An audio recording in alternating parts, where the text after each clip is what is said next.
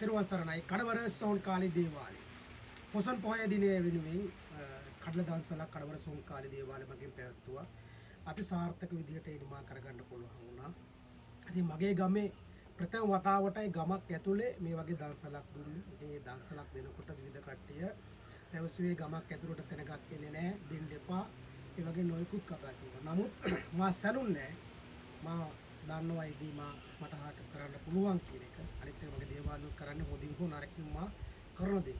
ඒ නිසා මේ ඉතා සාර්ථකව නිමා කරගන්න පුළුවන් වුණා. මේ සඳහා ගමේ කීප දෙනෙක් ආවා උදව් උපකාර කරන්න.